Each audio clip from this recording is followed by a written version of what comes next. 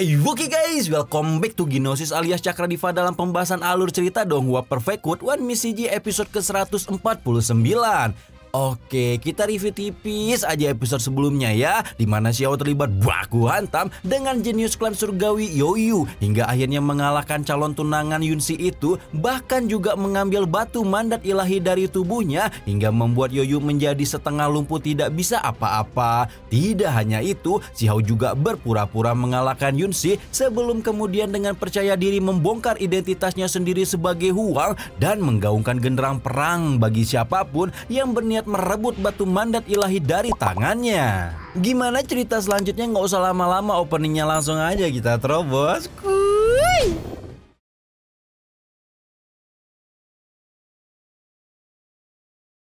Melihat si Hao alias si Huang mencuri batu mandat ilahi dari tubuh Yoyu dan menculik Yunsi, jelas saja anggota-anggota klan surgawi tidak bisa tinggal diam dan berbondong-bondong menyerang si Hao keroyokan, termasuk juga dewa sejati sekaligus tetua klan Jixia. Jixia menurunkan semacam tombak raksasa dari langit sehingga si Hao pun tidak bisa tinggal diam dan menarik keluar harta surgawinya sendiri, yaitu bulu emas yang segera berubah menjadi tongkat emas raksasa. Tongkat emas raksasa itu bertabrakan dengan tombak Jixia, menimbulkan fluktuasi dahsyat di cakrawala sebelum akhirnya sama-sama hancur, menimbulkan ledakan energi dan menyebabkan Yunsi keluar dari dalam kuali emas si Hao.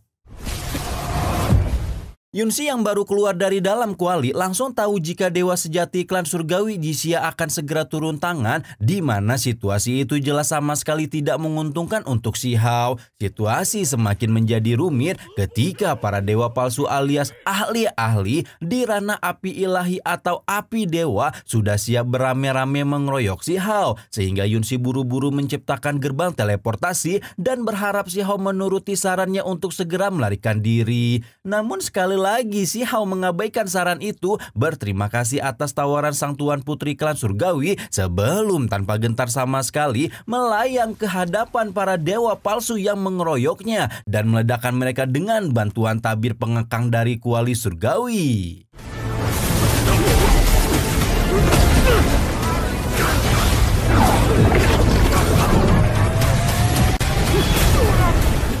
Semua orang yang ada di pegunungan tergoncang hebat ketika melihat hampir selusin dewa palsu dihabisi dengan begitu mudah oleh sang Raja Iblis Muda. Karena berhubung para dewa palsu sudah tidak sanggup melakukan apa-apa kepada si Hao, 5 dewa sejati pun akhirnya turun tangan dan menunjukkan wajah mereka seram saat mereka meraung marah sambil membentuk formasi dewa sejati dan menembakkan beberapa pedang sekaligus ke arah si Hao. Ketika itulah si Hao yang sudah muak dengan sikap keras kepala serta kejahatan bertubi-tubian dilakukan oleh klan surgawi, akhirnya memutuskan untuk mengeluarkan simbol surgawi yang dia dapatkan dari Yulun dan menggunakan simbol itu untuk menghabisi orang-orang klan surgawi yang merupakan pemiliknya sendiri sekaligus antek-antek Dajjal. Ledakan menggema dan langit berguncang dengan letusan emas yang membawa kekuatan magis dahsyat, di mana ledakan itu telah berhasil menghancurkan 3 dewa sejati sekaligus yang dimiliki oleh klan surgawi. Masih ada 2 dewa surgawi yang tersisa sehingga si Hao berniat untuk segera menghabisi mereka semua sebelum teriakan tua menggema di langit, disusul dengan kemunculan tetua klan yang juga salah satu dewa sejati terkuat di klan surgawi Jixia. Para anggota klan surgawi yang tersisa sudah senang melihat tetua mereka turun gunung, sementara si Hao yang sudah pernah pindah alam tidak gentar sama sekali dalam menghadapi seorang dewa sekalipun. Nah, ketika si Hao sudah siap baku hantam sama Jixia itulah tiba-tiba tiba-tiba saja sebuah tangan besar terulur dari dalam markas Dojo Supreme bersamaan dengan suara menggaung keras yang memperingatkan Jixia untuk tidak berani menyentuh muridnya. Tangan emas besar itu menyerbu ke arah Jixia, membuat sang tetua klan surgawi tidak bisa menahan diri untuk terhempas keras menuju kejauhan, hingga membuat anggota-anggota klan lain tidak terkecuali Yunsi hanya bisa ternganga melihat salah satu dewa klan surgawi mereka dihempaskan begitu saja. Hal itu juga membuat orang-orang berpikir jika anggota Dojo Supreme begitu menakutkan dan tidak menutup kemungkinan huru-hara yang dimulai oleh Huang alias Xiao menjadi awal mula kebangkitan Dojo Agung yang sudah mengalami kemunduran selama ribuan tahun tersebut.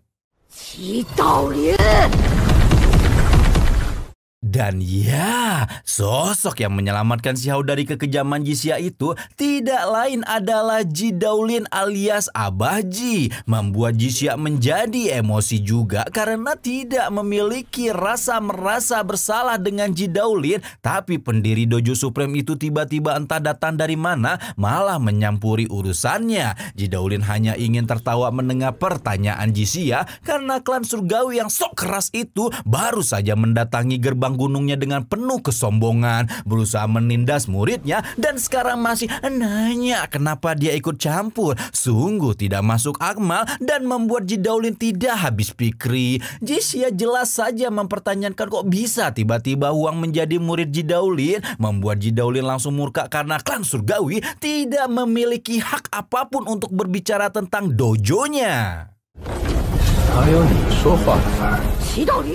Jixia ikut terkonfrontasi mendengar pernyataan arogan Ji Daolin, mengingatkan si pendiri Dojo Supreme untuk tidak lupa jika dia juga pernah mempelajari ilmu klan surgawinya. Ji Daolin mendengus dan balik mengingatkan apa yang dilakukan oleh klan surgawi dan berbagai faksi besar lain pada istana agungnya di masa lalu. Dahulu kala, istana agung berada di ambang kehancuran, dirampok habis-habisan, sehingga Ji Daolin pun pergi ke klan-klan besar yang mengikrarkan diri sebagai kawan yang bersedia melewati hidup dan mati bersama. Namun mulai dari istana Tianxian, klan surgawi, sekte kondensasi emas, dan berbagai faksi besar lain yang sudah mengikrarkan diri sebagai teman itu tidak memalingkan wajahnya sama sekali ketika Ji Daolin memohon bantuan karena istana agung mengalami kehancuran. Sektenya hancur karena aba yang dia terima dari kawan-kawan yang dia percaya, sehingga Ji Daolin pun memutuskan untuk mencuri banyak metode pelatihan dari sekte-sekte besar itu untuk mempelajari memberikan mereka balasan.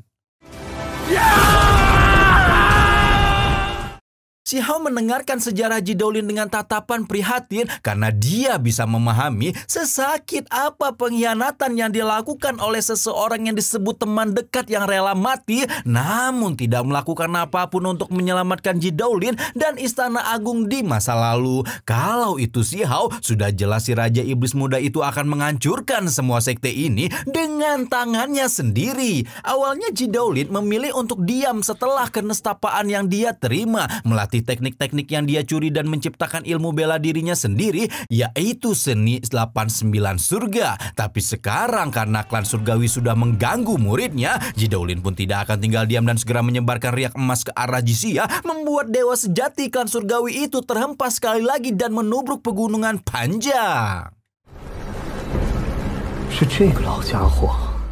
Melihat Ji Daolin turun tangan, akhirnya memaksa dewa pelindung klan surgawi yang kita sebut aja dia si Bambang muncul untuk membuat perhitungannya sendiri dengan petarung terbabar di ranah dewa sejati. Bambang keluar dari jalur cahaya keemasan dengan aura agung menyelimuti tubuhnya, membuat Xiao tersenyum kecil melihat tanduk embah-embah satu ini kok sudah tumbuh lagi. Masih.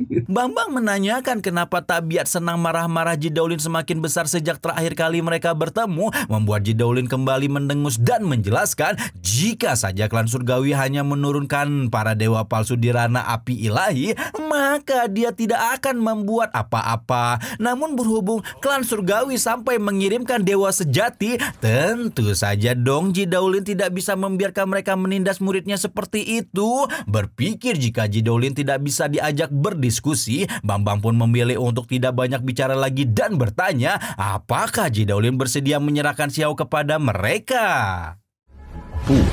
Ji Daolin secara tegas mengatakan jika dia tidak akan menyerahkan Xiao, tidak juga akan memerintahkan muridnya untuk mengembalikan harta surgawi yang telah dia dapatkan dengan susah payah. Berhubung Ji Daolin tampak sudah kukuh dengan keputusannya, Bambang pun tidak memiliki apapun untuk dikatakan lagi dan mengajak kawan lamanya itu untuk menyelesaikan masalah lewat jalur baku hantam. Ji Daolin menerima ajakan Bambang dengan senang hati, toh dia juga ingin memberikan beberapa pelajaran tambahan untuk kawan lamanya yang berkhianat itu. Ketika itulah masing-masing dewa sejati itu meledakkan kekuatan dalam dirinya, membuat gung tertinggi bergoncang dan fluktuasi energi menyebar ke cakrawala.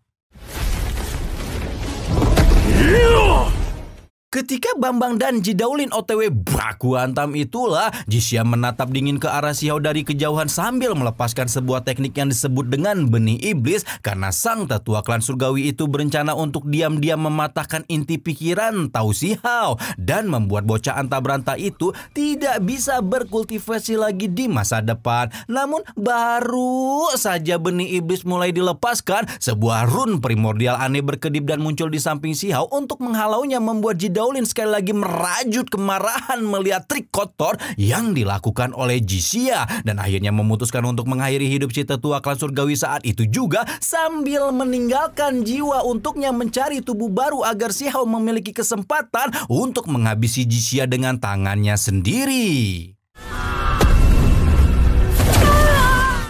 Wajah Bambang yang masih menggantung di langit diliputi kegelapan saat melihat satu lagi ahli dari klan surgawi dihancurkan sedemikian rupa, dan akhirnya meledakkan aura dalam dirinya yang telah berkali-kali menjadi lebih kuat karena dukungan dari cairan abadi. Di sisi lain, hal itu justru membuat Jidaulin semakin antusias untuk menguji kemampuan Bambang dengan seni bela diri 8 surganya. Sepersekian detik kemudian berbagai rune ilahi memenuhi cakrawala sebelum menunjukkan bayangan Phoenix, pengabadi, dan naga surgawi yang meraung bersama-sama. Bambang menyembunyikan dirinya di dalam perlindungan perisai tanduk, namun ternyata gempuran 3 binatang surgawi itu masih mampu menggoncangnya dengan keras.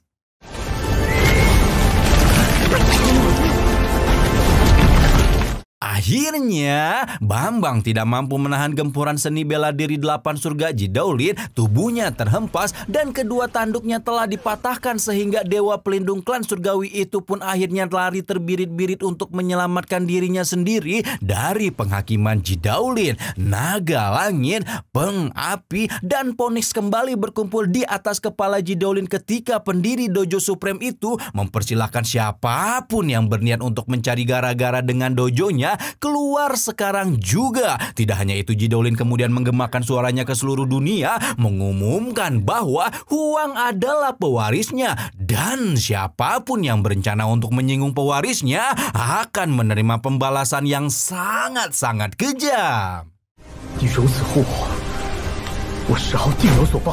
Melihat betapa besar upaya yang dilakukan oleh Jidaulin dalam melindunginya, Xiao pun akhirnya tersentuh dan untuk pertama kalinya menundukkan dirinya di hadapan gurunya Jidaulin. Membuat Jidaulin juga tersenyum senang karena si bocah menakjubkan satu ini akhirnya bersedia mengakuinya sebagai guru. Nah, tapi meskipun melindungi Xiao, Jidaulin masih mempersilahkan master tertinggi dan ahli dari ranah api ilahi alias dewa palsu untuk menantang muridnya. Namun pendiri Dojo Supreme itu mengingatkan apabila ada dewa sejati yang mengincar Huang, maka Jidaulin tidak akan segan-segan untuk turun tangan dan memberi mereka pelajaran. Singkat cerita, pertarungan besar telah berlalu, keadaan di gunung menjadi jauh lebih tenang dan dua sejoli alias Huang sama Neng Yungsi memutuskan untuk menghabiskan waktu-waktu terakhir mereka di puncak gunung yang dimandikan cahaya senja.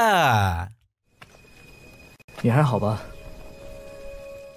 Huang sebenarnya tidak ingin Neng kembali ke kota surgawi, namun sebagai anggota klan surgawi, Yunsi tidak bisa melakukan hal itu. Dia tidak akan pernah mengkhianati klan, apalagi orang-orang terkasihnya masih ada di sana. Yunsi menenangkan Xiao yang khawatir klan surgawinya akan menyulitkannya. Menurut Yunsi, justru klan surgawi akan semakin baik kepadanya karena berkat Xiao sekarang pemilik batu mandat ilahi telah menjadi semakin berkurang. Xiao mengangguk-angguk memahami pernyataan Yunsi, karena memang setelah Yoyu tidak bisa melakukan apa-apa, gadis secantik rembulan itu akan menjadi jenius nomor 1 di klan surgawi yang pasti akan diperlakukan secara istimewa. Dan ya, karena Xiao tidak berhasil menahan Yunsi untuk pergi, maka perpisahannya dengan Neng pun tidak terhindarkan lagi.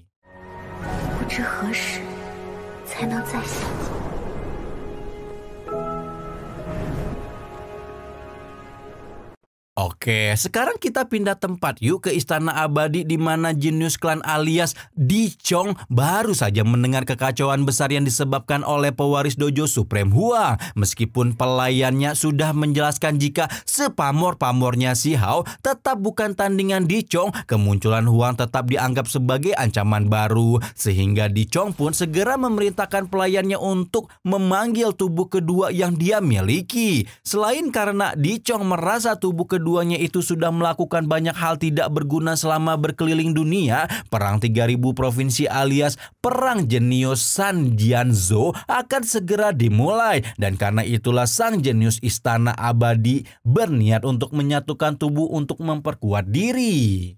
让自身回来，他带我行走世间。 Yang lupa Di Chong itu siapa? Itu loh yang mau tunangan sama tubuh utama Yu Chan. Nah, yang mau tunangan sama tubuh utama Yu Chan adalah tubuh keduanya Di Chong. Gitu loh guys. Masih. Seperti yang sudah diobrolkan Di Chong dengan pelayan tuanya, perang 3000 provinsi yang merupakan salah satu perhelatan terbesar di alam atas ini jelas akan memicu kemunculan beberapa ahli muda lain yang luar biasa di seluruh dunia. Dan dari sinilah si Hao akan memulai pertualangan barunya, menyambut peperangan dengan para antar jenius alam yang tentunya akan begitu menegangkan.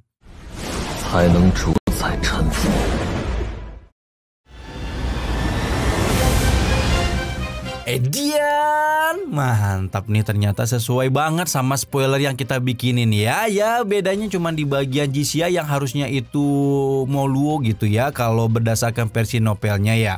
Tapi secara garis besar ceritanya mah masih sama gitu. Jadi gimana? Mau dilanjut nggak nih spoilernya? Yang mau lanjut spoiler komen sebanyak-banyak ya. Dan sampai jumpa di video selanjutnya. Rama di sini pamit. Liburan kemana guys? Hehehe.